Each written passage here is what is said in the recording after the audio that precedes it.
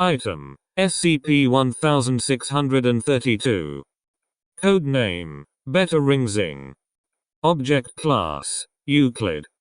Special Containment Procedures. Due to its nature, containment of SCP-1632 is to focus on the capture and relocation of SCP-1632-1 instances. SCP-1632-1 instances are to be stored in a standard humanoid containment cell in Site-45, and fed according to the standard humanoid nutrition chart. Police reports in Nevada are to be monitored in order to discover any instance of SCP-1632-1. All found advertisements featuring SCP-1632 are to be removed. Any found SCP-1632 client is to be administered Class A amnestics. Description: SCP-1632 refers to an entity believed to be of extra-dimensional or extraterrestrial origin. Witness descriptions show SCP-1632 to be a 45-year-old Asian male with varying facial features, usually wearing a three-piece suit with a red tie and a bowler hat. SCP-1632 places advertisements offering its services as a professional attorney at law, specializing in divorce cases.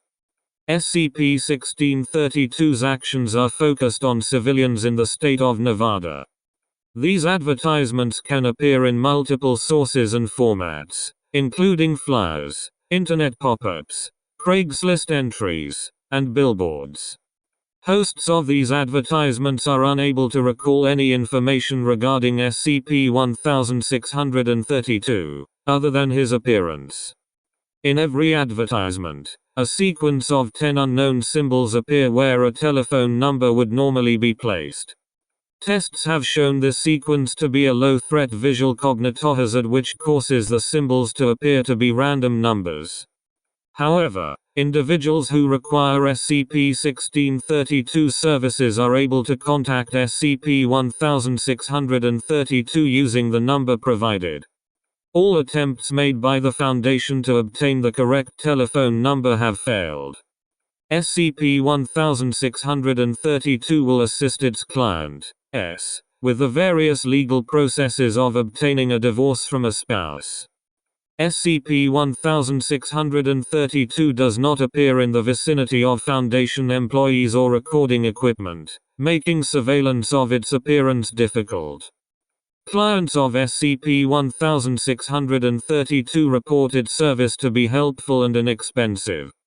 Attempts to transfer a client from SCP-1632's involvement to a Foundation-appointed lawyer result in the client's dissatisfaction with the new lawyer, and request that SCP-1632 be brought back to the case.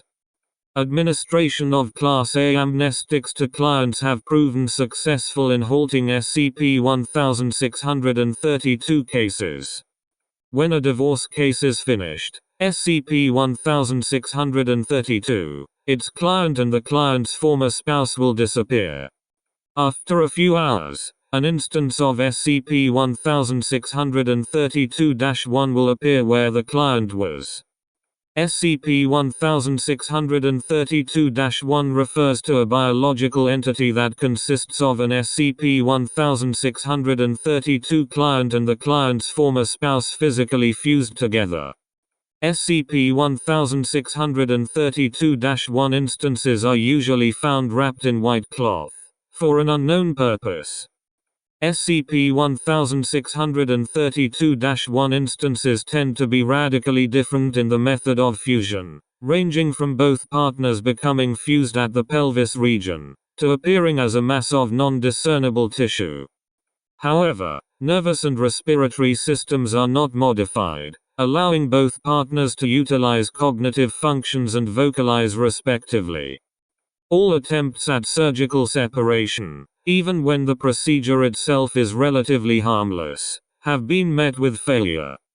Addendum: Interview log with SCP-1632-1601 instance. Interviewed: SCP-1632-1. Interviewer, Junior Researcher Winger. Junior Researcher Winger, good evening. Could you state your names for the record? SCP-1632-1A. Hey. The name's Randall Chasselow. SCP-1632-1B. And my name is Diane Chasselow. Junior Researcher Winger, could you tell me the events that led to your current condition? SCP-1632-1A. As much as it pains me to say it, I wasn't a very good husband to Diane. From the late nights I spent working, to the heavy drinking later on, I should have seen our separation coming. SCP-1632-1B. After months of arguing, I eventually moved out. I missed Randall, but being apart seemed like the best thing for the both of us. Irrelevant information removed. SCP-1632-1B. I saw an advertisement for a divorce lawyer in the newspaper on Tuesday 1. Need a divorce? Better ring Xing. Hair. The rate seemed affordable enough, so I called him. Junior Researcher Winger, how would you describe SCP-1632 services? SCP-1632-1B. Strange names you people use around here. Anyway, Xing was really helpful with all of the legal jargon. I could tell he never approved of what he did, but money is money, I guess. SCP-1632-1A. Honey, you should probably skip to the important part. SCP-1632-1B. Alright then. After about 2 weeks after all of the papers were submitted, I woke up in this strange place, in my wedding dress. It was like a chapel. But it wasn't just a chapel, it was the chapel, you know? Like, the floor was alive and breathing. It didn't scare me, for some reason. Then, I suddenly saw Randall next to me. SCP-1632-1A. The chapel was beautiful. Nobody was seated, yet the world was watching. Golden flowers lined the walls. I wish I could show you, it was unforgettable. Xing stood at the end of the chapel dressed in these fancy white robes. Light flooded the chapel in a color too beautiful for words. Junior Researcher Winger, were you not concerned about suddenly being in an unknown place? SCP-1632-1A. No, it felt right. Everything felt right, for the first time in so long.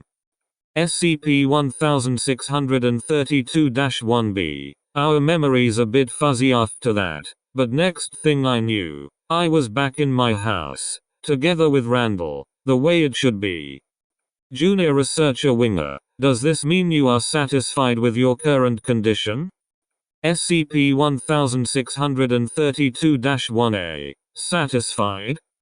This is the best thing that has ever happened to me. Thank Xing for me whenever you see him. Footnotes.